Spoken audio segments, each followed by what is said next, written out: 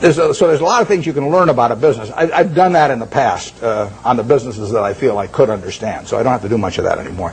It's a nice thing about investing is you don't have to learn anything very new. I mean, you can do it if you want to, but if you learned about Wrigley's chewing gum 40 years ago, you still understand Wrigley's chewing gum. There's not a lot of great insights to get or anything of the sort as you go along. So you do get a database in your head. I had a guy, Frank Rooney, who ran Melville for many years. His father-in-law died, owned a company called H.H. Brown, a shoe company. And he put it up with Goldman Sachs, but he was playing golf with a friend of mine here in Florida and mentioned to this friend. The guy said, "Why don't you call Warren?" He called me at the end of the golf match, and in 5 minutes I basically had a deal.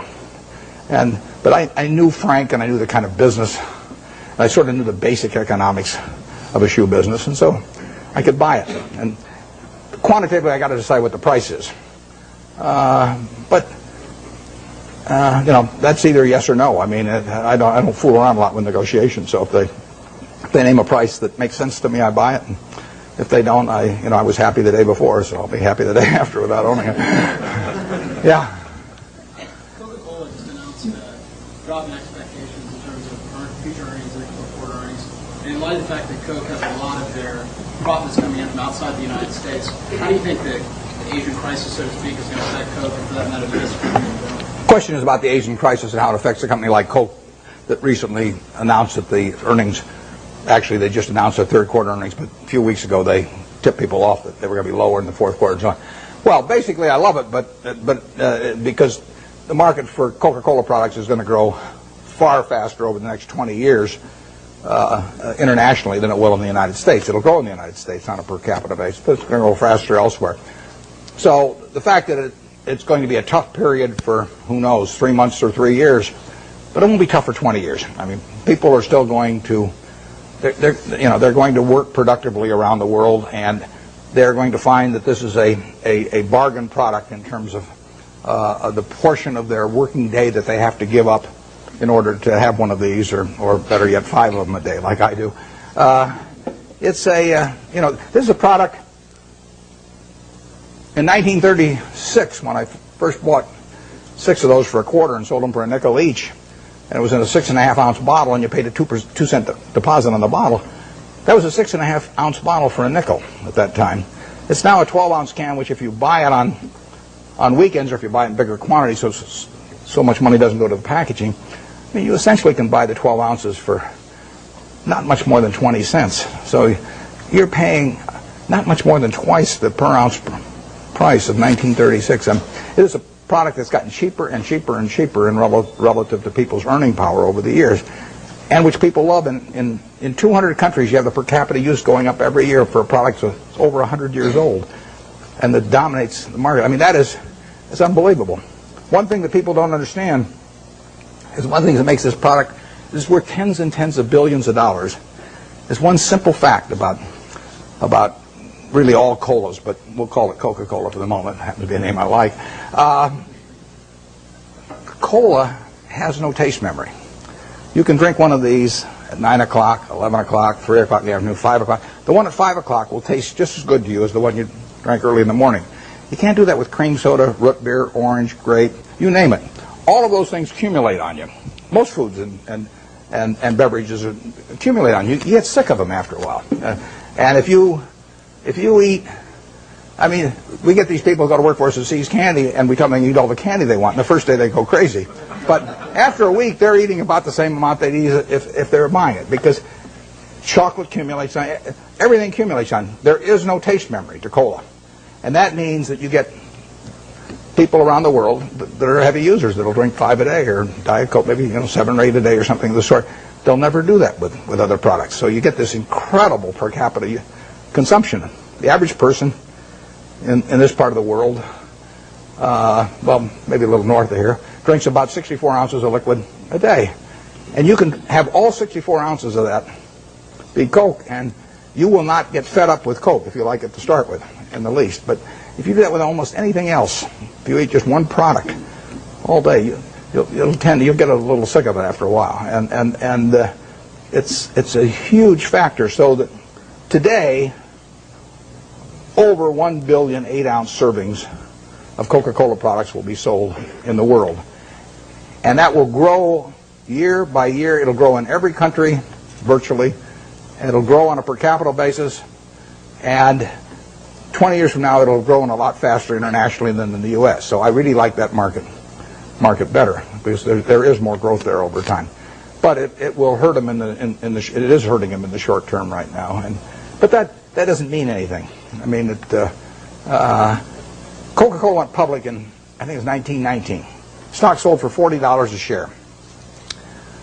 It went back before that as the Candler family, and they went back. They bought it for $2,000, the whole business. A's the Candler back in the late 1880s in a couple of purchases. So now he goes public in 1919, $40 a share. 1 year later, it's selling for $19, gone down 50% in 1 year. Now you might think that's some kind of disaster, and you might think that sugar prices increased and the bottlers were rebellious and a whole bunch of things. You could always find a few reasons why that wasn't the ideal moment to buy it. Years later, you'd have seen the Great Depression, and you'd have seen World War II, and you'd seen sugar rationing, and you'd seen thermonuclear weapons, and the whole thing. There's always a reason. But in the end, if you bought one share for $40 and reinvested the dividends, it'd be worth about $5 million now. And that factor so overrides anything else. I mean, if you're right about the business, you'll make a lot of money. And the timing part of it is a very tricky thing. So I don't worry about any given event if I've got a wonderful business, what it does to next year or something of the sort.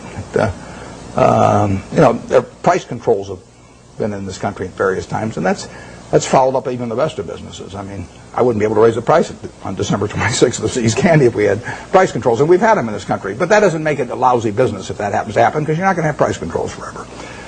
We had them in the early 70s.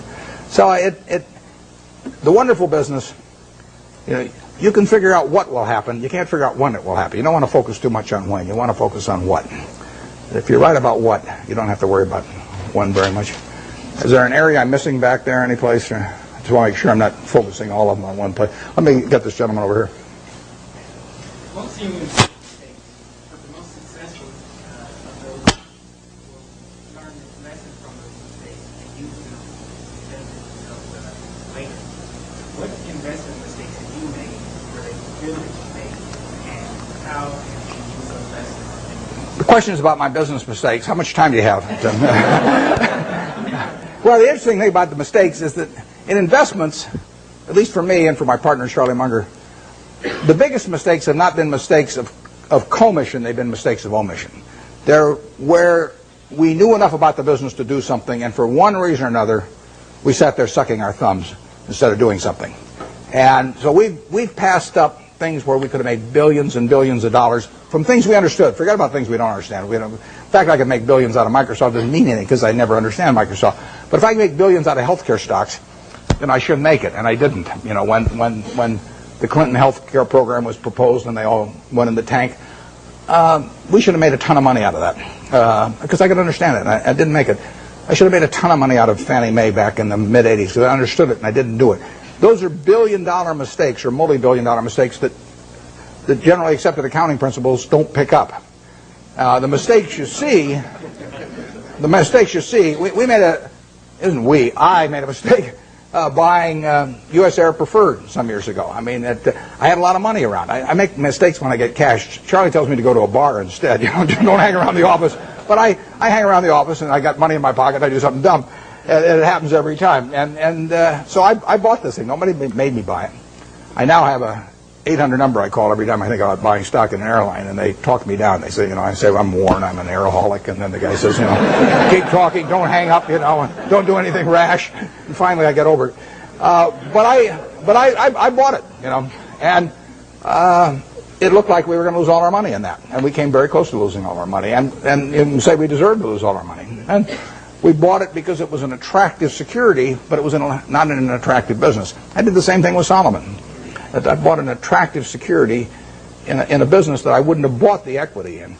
So you can say that that's one form of mistake, buying something because you like the terms when you don't like the business that well. And I've done that in the past and probably do it again.